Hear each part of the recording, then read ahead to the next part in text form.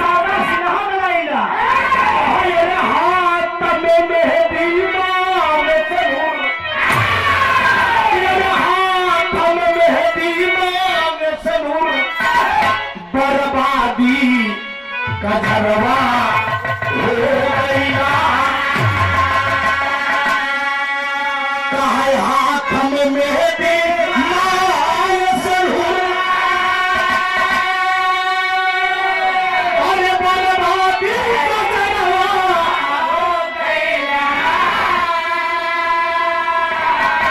अरे बाल पलम मोर से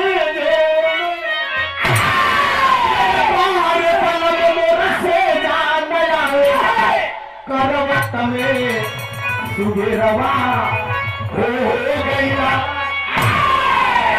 लेकिन नौटंकी जगत के बड़े मशहूर कलाकार स्वर्गीय राम सिंह का नाम आप लोगों ने राम सिंह के मंच पे आवे लाइन में खिलाई का बतावा अरे कथरी तोहार गुनऊ जा गई अरे कथरी तोहार गुनऊ जा गई जे कारई गुजारा कथरी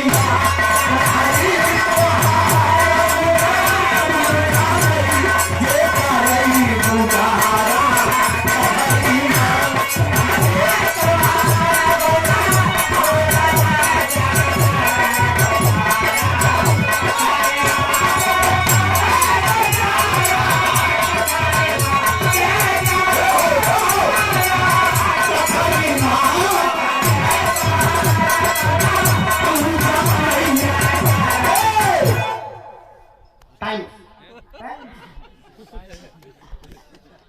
आर्मी शमशेर बहादुर सिंह यादव जी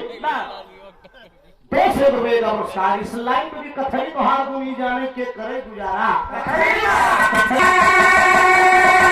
अरे जे करे गुजारा लाइन पर गौर करेंगे तो 5 मिनट का प्रसंग है राजी नेता जी ध्यान दीजिएगा बड़ा मार्मिक शब्द मिल जाएगा इसमें अरे ना होती बाबू आदि शक्ति होती बाबू आदि शक्ति सृष्टि के रचनावा ना होती सृष्टि के रचनावा ना होता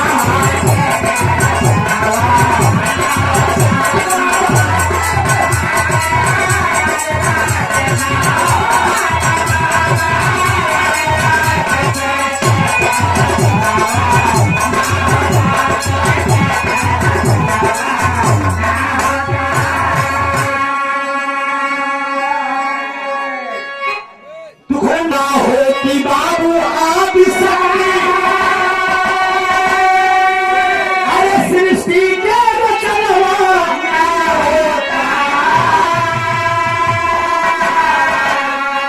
पढ़े लिखे साथी यहाँ पर है जरा गौर करेंगे कि आदि शक्ति न होती तो सृष्टि की रचना न होती ना होती बाबू आदि शक्ति तो सृष्टि का रचनवा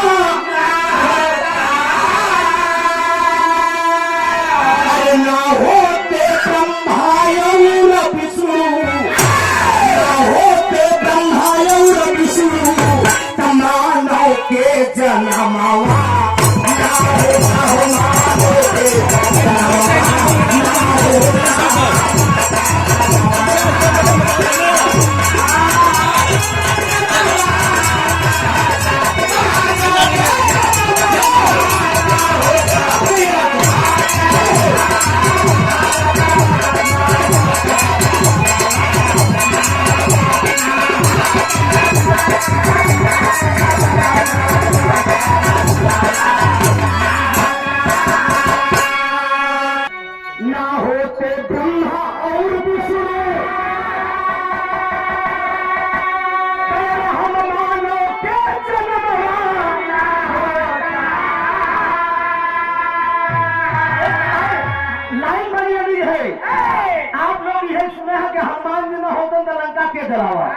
लेकिन हमारे गाना में सुना ना होते ब्रह्मा विष्णु